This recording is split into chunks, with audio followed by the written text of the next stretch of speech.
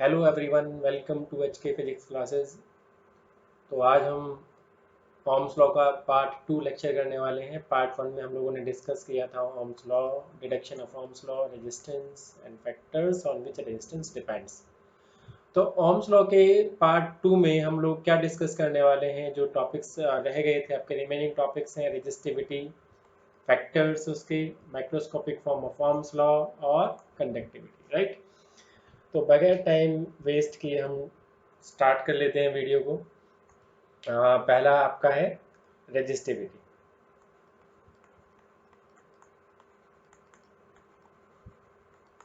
यह इसका दूसरा नाम क्या था? इसका दूसरा नाम था आपका स्पेसिफिक रेजिस्टेंस। और ये टॉपिक बेटा आपने 10th क्लास में पढ़ा हुआ है। काफ़ी बच्चे जानते भी होंगे इस टॉपिक के बारे में। ठीक है, अब यहाँ पे देखिए रेजिस्टेंस का आगे स्पेसिफिक लिखा हुआ है, इसका मतलब कुछ तो कंडीशन स्पेसिफिक है। तो ये चीज़ हम आपको आगे समझाएंगे कि भाई इस नाम का मतलब क्या है। तो लेट्स स्टार्ट द टॉपिक। मान लीजिए हमारे पास let us consider a conductor. एक कंडक्टर ले लेते हैं। कंडक्टर का लेंथ कितना है? मान लिया हमने L मान लिया। और इसका ये एरिया ऑफ क्रॉस सेक्शन भैया क्या मान लिया? A। तो इसका रेजिस्टेंस मान लीजिए कंडक्टर का कितना है? R ओम। ये भी मान लिया। ओके, तो सेकंड सिचुएशन में क्या ले लेते हैं बेटा कि अब भैया इसका एरिया ऑफ क्रॉस सेक्शन तो रखेंगे सेम, लेकिन लेंथ इंक्रीज कर दिया है। ये देखने में area of cross section change हो गया, लेकिन हमने ए ही रखा है, ठीक है। लेकिन लेंथ हमने क्या कर दिया है? चेंज कर दिया है। और लेंथ ले लिया बेटा एल प्राइम, और L prime is greater than L, ठीक है। तो अब रेजिस्टेंस चेंज होगा या नहीं होगा, वो डिस्कस कर लेते हैं भैया। चेंज होगा नहीं होगा कैसे? अब यहाँ पे चार्ज कैरियर को, ये पहला वाला जो डायग्राम बना रखा है, चार्ज कैरियर को यहाँ से लेके यहाँ तक भागना है, मूव करना है यहाँ तक, ठीक है। तो ये आपको यहाँ से यहाँ तक कैसे क्रॉस करना पड़ेगा? तो राइट से लेफ्ट जाएगा, लेफ्ट से राइट जाएगा, एक ही कंडीशन में जाने वाला है अगर आप फील्ड अप्लाई करेंगे तो उनको एल लेंथ क्रॉस करना पड़ेगा। और रेजिस्टेंस का आप कॉज जानते भी हैं कि जो चार्ज कैरियर्स होता है वो जिन एटम्स मॉलिक्यूल से आपका कंडक्टर बना हुआ होता है उससे टकराते हैं, कोलाइड करते हैं उनके साथ। और वो कॉलिजन की वजह से उनके पाथ में एक ऑपोजिशन ऑफर होता है, वो ही रेजिस्टेंस होता है। तो ये एल लेंथ पर उनको कितना ऑपोजिशन ऑफर्ड हुआ? आर ओम।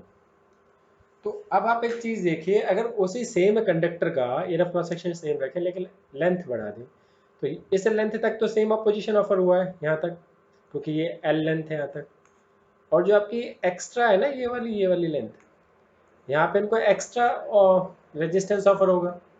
तो ऑब्वियस सी बात हो गई, एक मतलब अंडरस्टैंडिंग वाली बात होगी कि भैया इसमें रेजिस्टेंस बढ़ने वाला है। भाई यहाँ तक तो सेम ही था इस वाली कंडीशन तक, लेकिन इसको एक्स्ट्रा ऑफर होगा, तो इसलिए इसका रेजिस्टेंस चेंज होगा, वो होगा आर प्राइम, और आर प्राइम ज़्यादा होगा आर से।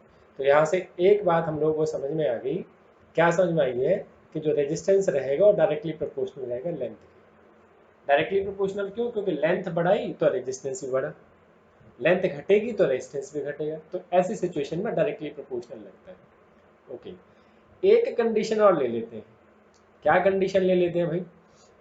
कंडीशन हमने ले लिया कि भाई अब हम लेंथ सेम रखेंगे एल, लेकिन अब की बार जो फैक्टर हम लोगों ने चेंज किया है वो है आपका एरिया ऑफ क्रॉस सेक्शन। ये लेंथ तो एल ही रखी हमने, ये पहला कंडीशन, ठीक है।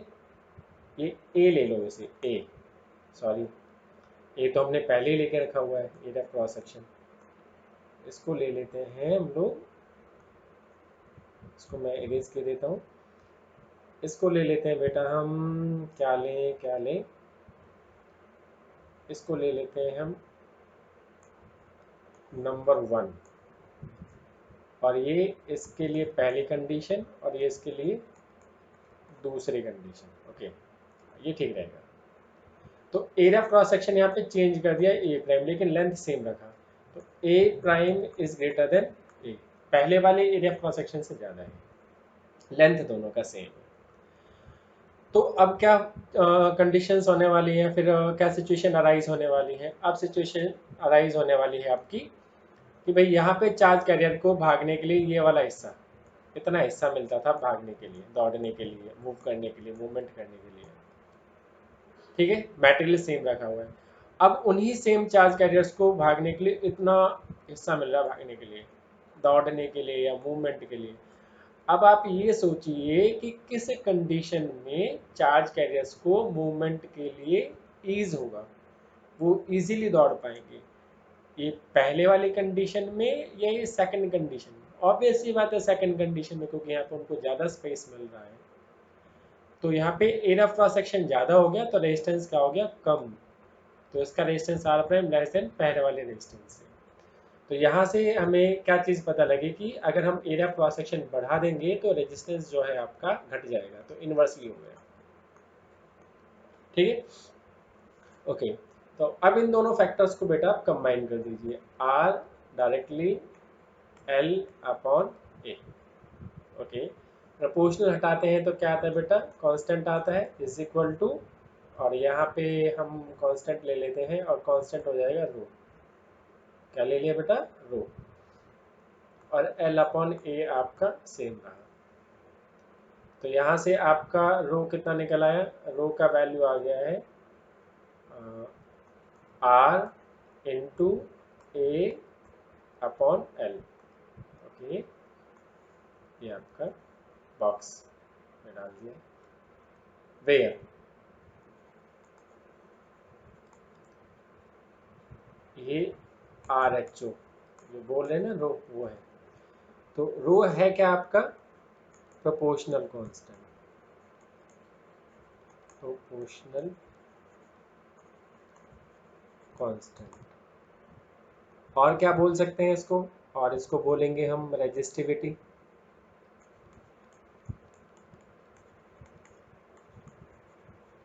अच्छा, और क्या बोल सकते हैं, और बोल सकते हैं स्पेसिफिक रेजिस्टेंस। तो इसके दो नाम है ना, और स्पेसिफिक रेजिस्टेंस को ही हमें अच्छे से समझना है कि स्पेसिफिक रेजिस्टेंस है क्या। तो इसको आगे वाले पेज पे देख लेते हैं। तो हमारे पास रो का वैल्यू कितना आया भाई, रो का वैल्यू आया R into A upon L. और हमें समझना है ये स्पेसिफिक रेजिस्टेंस का नाम, ये जो नाम है इसका मतलब क्या है, कि भाई कोई स्पेसिफिक कंडीशन है उसका जो रेजिस्टेंस रहेगा वो है स्पेसिफिक रेजिस्टेंस। बात भी सही है, वो कैसे होगा।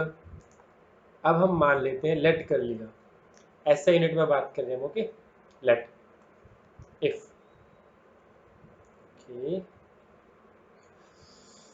अरे यार फिर मिट गया, आर इज इक्वल टू था, रो इज इक्वल टू था R into A upon L. If अगर हम area of cross section 1 unit square, unit ले लेता हूँ ऐसा ही में, मीटर स्क्वायर ले लिया, और लेंथ ले लिया हमने 1 मीटर, तो फिर क्या होगा, देन आपका रो किसके इक्वल आ गया, आर के। किसके इक्वल आ गया, आर के। तो यही तो स्पेसिफिक कंडीशन है इसकी। क्या स्पेसिफिक कंडीशन है, कि हमने एरिया 1 मीटर स्क्वायर कर दिया, लेंथ 1 मीटर कर दिया, तो उस सिचुएशन में रेजिस्टेंस रो के बराबर हो गया। रो क्या है, रेजिस्टिविटी। तो इसकी डेफिनेशन अगर पूछी जाती है तो क्या लिखेंगे हम लिखेंगे the resistance offered by, the resistance offered by conductor of unit length. Unit का मतलब बेटा 1 होता है, unit length and unit area of cross section. अगर किसी कंडक्टर का लेंथ 1 मीटर है और एरिया 1 मीटर स्क्वायर है, तो कंडीशन स्पेसिफिक कर दिया आपने। तो उस टाइम जो कंडक्टर रेजिस्टेंस ऑफर करेगा वो कहलाएगा आपका रेजिस्टिविटी या फिर स्पेसिफिक रेजिस्टेंस। आई होप कि आपको ये समझ में आया हो कि स्पेसिफिक रेजिस्टेंस का मतलब क्या था। ओके ओके, आगे डिस्कस कर लेते हैं इसका यूनिट। ऐसा यूनिट पे ही बात कर लेते हैं। ऐसा यूनिट कितना निकलेगा, देखिए रो इज इक्वल टू कितना है, R A upon L. Resistance का यूनिट क्या होता है, ओम। एरिया का मीटर स्क्वायर, लेंथ का मीटर, 1 मीटर से 1 मीटर कैंसिल हो गया तो इसका आंसर आ गया ओम मीटर। ठीक है। अच्छा एक चीज़ और ओम मीटर से याद आया, यहाँ तो ओम मीटर आपकी यूनिट है रेजिस्टिविटी की, लेकिन लेकिन एक फैक्ट बता देते हैं आपको, ओम मीटर एक डिवाइस भी है, और वो डिवाइस का काम क्या है, रेजिस्टेंस मेजर करने का, याद रखिएगा। ओम मीटर एक यूनिट भी होता है और ओम मीटर नाम का एक डिवाइस भी होता है, और डिवाइस का क्या काम बताया है, रेजिस्टेंस मेजर करने का। ओके, अब दूसरा हम लोग निकाल लेते हैं क्या, dimensional formula.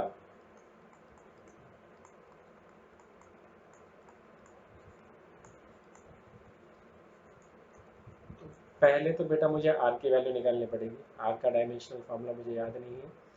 Are is equal to होता है वी अपॉन आई, वी होता है W by Q, I am L square T minus 2, charge का हो गया ए टी, इसका हो गया ए, तो ये निकल आया आपका M L square T minus 3 A minus. Okay, तो रू का निकालिए।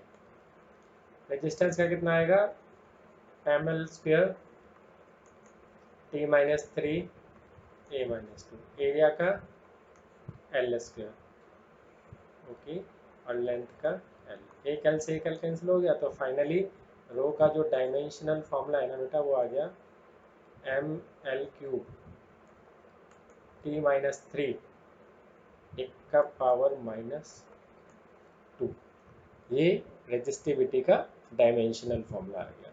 ये भी एक नंबर में क्वेश्चन पूछा जा सकता है, यूनिट भी और डायमेंशनल फॉर्मूला भी। अभी हम लोग पढ़ लेते हैं इसका अगला topic, factors. Factors on which resistivity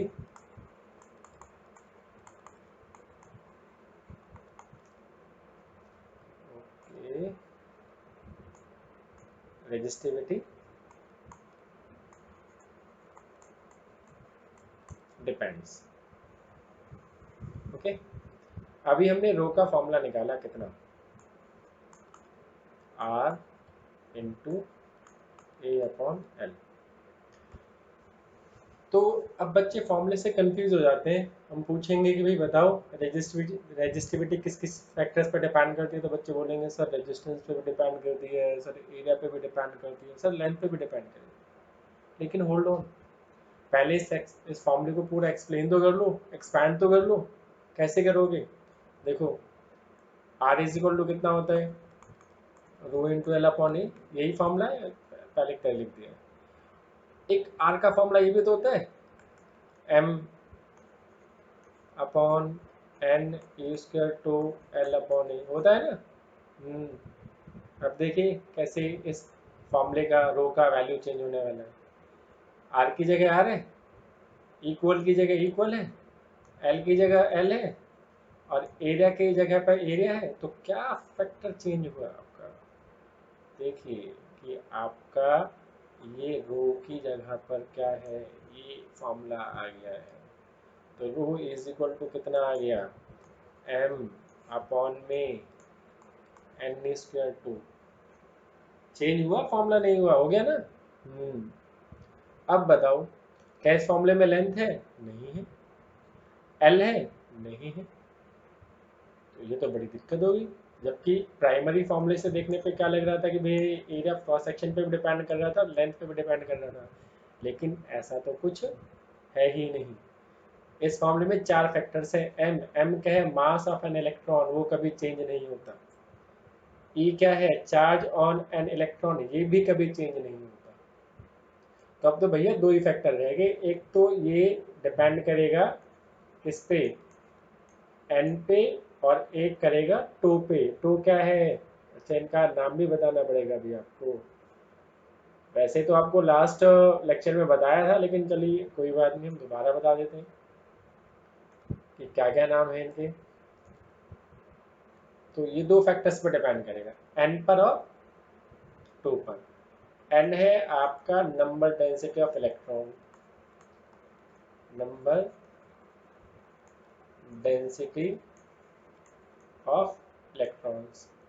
और ये किस पर डिपेंड करता है, नेचर ऑफ मटेरियल पर। और नेचर ऑफ मटेरियल क्या होता है, लाइक कि कोई कंडक्टर एल्यूमिनियम का है तो नेचर ऑफ मटेरियल हो गया उसका, कॉपर का है, जिंक का है, ये नेचर ऑफ मटेरियल होता है। और टू क्या होता है बेटा आपका, रिलैक्सेशन टाइम। और रिलैक्सेशन टाइम किस पर डिपेंड करता है, वो इनवर्सली प्रोपोर्शनल होता है टेम्परेचर पर। तो रेजिस्टिविटी दो ही फैक्टर्स पर डिपेंड करती है, याद रखिएगा। तो एक तो डिपेंड करेगी किस पर, नेचर ऑफ मटेरियल पर, और दूसरा किस पर डिपेंड करेगी, टेम्परेचर पर। तो ये बेटा याद रखना, कंफ्यूज मत हो जाना कहीं इस फॉर्मूले को देख के आप कंफ्यूज हो जाए, क्योंकि ये फॉर्मूला हम सबसे ज़्यादा पढ़ते हैं ना, तो दिमाग में यही घूमता रहता है। लेकिन दिमाग दुरुस्त कीजिए, अपना नॉलेज बढ़ाइए, कॉन्सेप्ट पे ध्यान दीजिए। कॉन्सेप्ट क्या है कि रेजिस्टिविटी ना तो लेंथ पे डिपेंड करती है ना एरिया पर, वो नेचर ऑफ मटेरियल, यानी कॉपर है तो कॉपर की वजह से रेजिस्टिविटी उतना ही रहेगा। अगर एल्यूमिनियम कर दिया तो ही चेंज होगा, और एक टेम्परेचर पे। और ज़्यादातर जो हम एक्सपेरिमेंट करते हैं वो रूम टेम्परेचर पे करते हैं, दैट्स व्हाई ये दोनों चीज़ें फिक्स होती हैं। ठीक है ना, ओके। अब हम चलते हैं अपने नेक्स्ट टॉपिक पे। नेक्स्ट टॉपिक जो मैंने बताया था कि मोस्ट इम्पॉर्टेंट टॉपिक है, वो टॉपिक का क्या नाम है, microscopic form of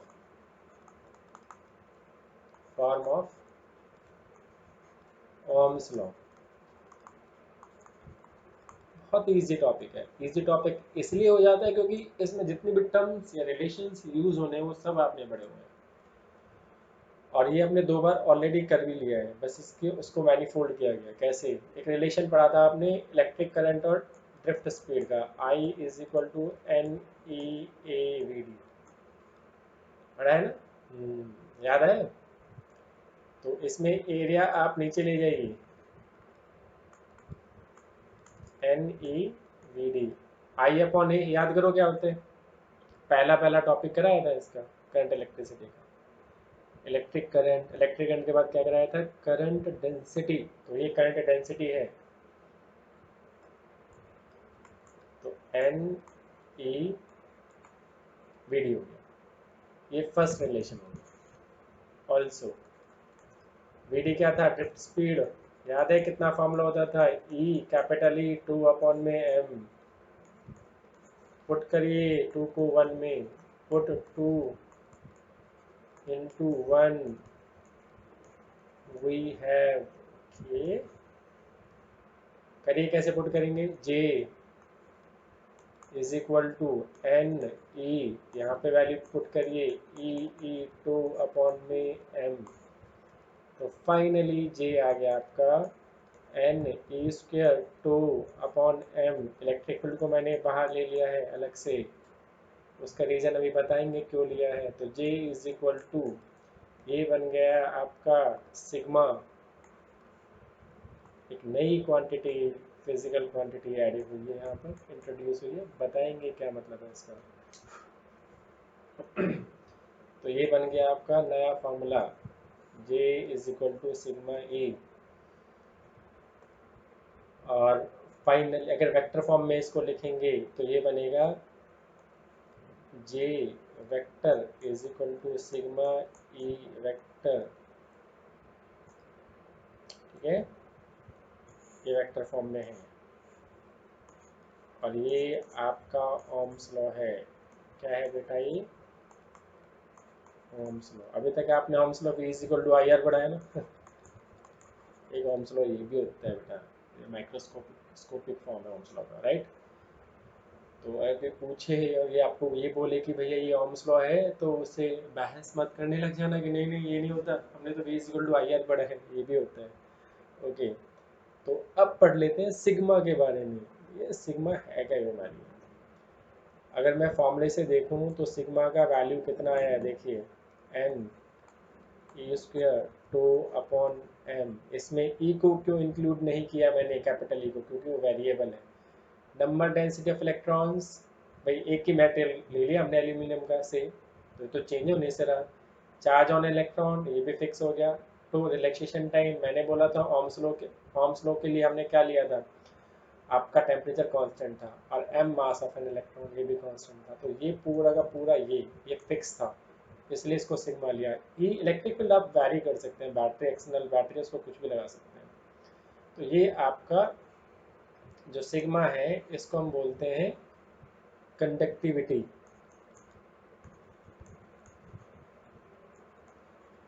conductivity of material, ठीक है। अच्छा, इसमें अगर मैं इसको फॉर्मूले को उल्टा कर दूं, सिग्मा की जगह लिख दूं 1/सिग्मा, और इसको अगर उल्टा कर दें, पलट दें, तो ये ऐसे ही हो जाएगा ना, ठीक है। ये फॉर्मूला आपको किसी फॉर्मूले की याद नहीं दिला रहा? चलिए पीछे पेज चेंज कर लेते हैं। कुछ याद आया? ये देखो, ये वाला क्या है, रेजिस्टिविटी है, देखो यही है ना। तो 1/सिग्मा कितना हो गया, रो। या फिर क्या कहें, सिग्मा इज इक्वल टू कितना, let's see, sigma is equal to कितना, 1/रो। तो इसकी डेफिनेशन क्या हो गई, द रेसिप्रोकल ऑफ, यहाँ पे कंडक्टिविटी की डेफिनेशन लिख देते हैं हम।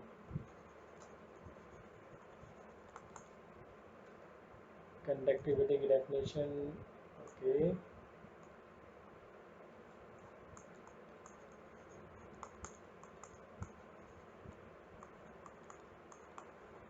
Reciprocal of resistivity. तो सिग्मा इज इक्वल टू 1/रो, यूनिट क्या हो जाएगी, 1/ओम मीटर, तो पर ओम पर मीटर, ठीक है। तो ये ओम को आप महो भी लिख सकते हैं,